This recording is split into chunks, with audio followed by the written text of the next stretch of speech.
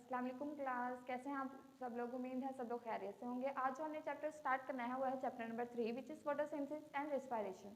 Photosynthesis और respiration start करने से पहले मैं आपको एक बात रिकॉल करा दूं कि हम क्लास 5 में प्लांट्स एंड एनिमल वाले चैप्टर में पढ़ कर आए हैं कि प्लांट्स जो है वो लिविंग ऑर्गेनिज्म है। अगर प्लांट्स लिविंग ऑर्गेनिज्म है इसका मतलब है कि वो रिस्पायर कर रहे हैं, एनर्जी अपनी लाइफ एक्टिविटी परफॉर्म करने के लिए उन्हें एनर्जी की ज़रूरत होती है। उन्हें एनर्जी कहाँ से मिलती है? फूड से। और प्लांट्स की जो फूड है वो फोटोसिंथेसिस के थ्रू बनती है। कहाँ पे बनती है? लीव्स में बनती है। फोटोसिंथेसिस और respiration. Photosynthesis food making process है।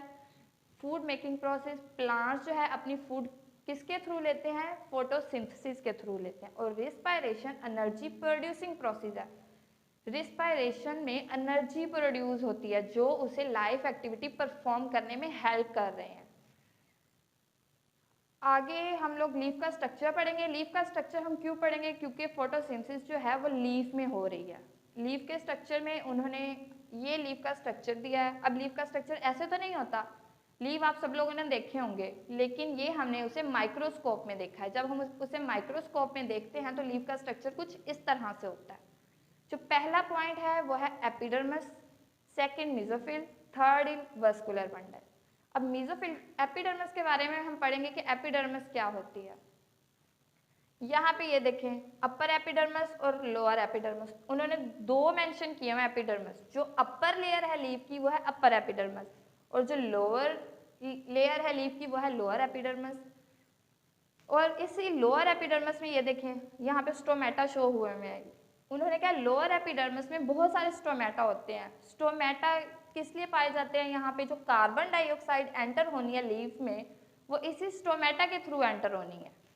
इसीलिए स्टोमेटा यहाँ पे उन्होंने बताया हुआ है। जितनी भी गैसेज एक्सचेंज है वो इन्हीं स्टोमेटा के थ्रू हो रही है। और स्टोमेटा की यहाँ पे उन्होंने अपीयरेंस दिखाई हुई है कि ये 2 बीन शेप स्ट्रक्चर है। नेक्स्ट है मीजोफिल। मीजोफिल अपर और लोअर एपिडर्मिस के बिटवीन जो रीजन है वो है मीजोफिल का। मीजोफिल में क्लोरोप्लास्ट पाए जाते हैं। मीजोफिल अपर और लोअर एपिडर्मिस के बिटवीन मीजोफिल पाया जा रहा है। मीजोफिल सेल्स में क्लोरोप्लास्ट है। क्लोरोप्लास्ट में ग्रीन पिगमेंट पाए जाते हैं जिसे हम क्लोरोफिल का नाम देते हैं। और ये क्लोरोफिल लाइट को कैप्चर करता है और उसे लीफ में पहुंचाता है। नेक्स्ट है वस्कुलर बंडल। वस्कुलर बंडल में दो तरह के टिश्यू पाए जाते हैं, xylem tissue and phloem tissue. Xylem का काम क्या है? जाइलम रूट से वाटर कैरी करता है और लीव्स तक पहुंचाता है। और लीव्स में जो खुराक बन गई, जो फूड बनी है, वो फ्लोएम दूसरे पार्ट तक प्लांट्स के पहुंचाता है। उसके बाद उन्होंने आपको एक क्वेश्चन दिया हुआ है इंटरेस्टिंग इंफॉर्मेशन में कि why does a leaf look green. Leaf का कलर जो है वो ग्रीन कलर का ही क्यों होता है? ग्रीन कलर क्लोरोफिल की वजह से होता है। मैं आपको मीजोफिल में बता के आई हूँ कि क्लोरोफिल जो है वो एक ग्रीन कलर का पिगमेंट है। इसी ग्रीन पिगमेंट की वजह से जो लीफ का कलर है वो ग्रीन कलर का नजर आता है और इसी वजह से हमें एपिडर्मिस भी क्लियर नजर आती है।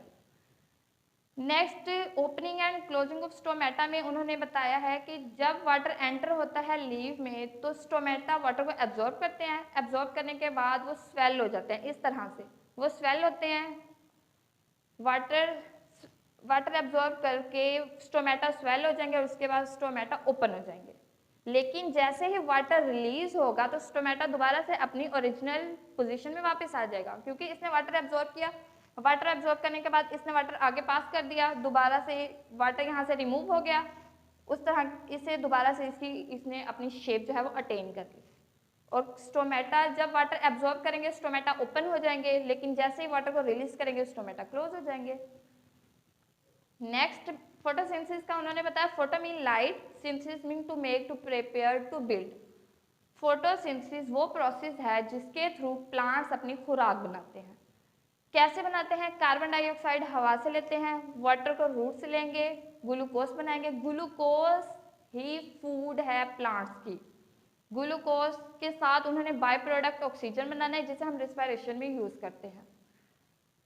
लेकिन ये प्रोसेस हो कैसे रहा है? सनलाइट और क्लोरोफिल की प्रेजेंस में ये प्रोसेस हो रहा है। कार्बन डाइऑक्साइड, वाटर, सनलाइट और क्लोरोफिल की प्रेजेंस में ग्लूकोज बनाएगा और as a by product oxygen बनाएगा जिसे हम रिस्पायरेशन के थ्रू ऑक्सीजन इनहेल करते हैं। Importance of chlorophyll, importance of photosynthesis में उन्होंने कहा है कि तमाम लिविंग थिंग्स ऑक्सीजन यूज कर रहे हैं। हमने यहाँ पे बताया ना फोटोसिंथेसिस में ऑक्सीजन बन रहा है, ये ऑक्सीजन हम रिस्पायरेशन में यूज कर रहे हैं।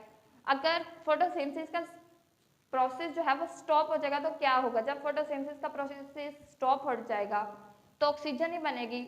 इन्वायरमेंट में ऑक्सीजन नहीं है, जब ऑक्सीजन नहीं है तो हम रिस्पायरेशन नहीं कर सकते, तमाम लिविंग थिंग्स रिस्पायर नहीं करेंगे तो अल्टीमेटली वो डाई हो जाएंगे। साथ में उन्होंने पॉइंट ऑफ पॉन्डर में ये बताया है कि उन्होंने एक गिलास ग्लोब लिया, मीन सील इन्वायरमेंट लिया, उसमें उन्होंने एक पौधा रख दिया, गमला रख दिया, और उसी के साथ उन्होंने एक माउस भी रख दिया। उन्होंने कहा क्या ये सरवाइव कर सकेंगे? बिल्कुल ये सरवाइव कर सकेंगे, क्योंकि हमने फोटोसिंथेसिस में बता के आए हैं कि कार्बन डाइऑक्साइड जो है उसने हवा से लेनी है और इसने बाय प्रोडक्ट क्या बनाना है? ऑक्सीजन। प्लांट्स की फूड है ग्लूकोज, कार्बन डाइऑक्साइड को भी यूज करके बनाएगा, कार्बन डाइऑक्साइड और ऑक्सीजन।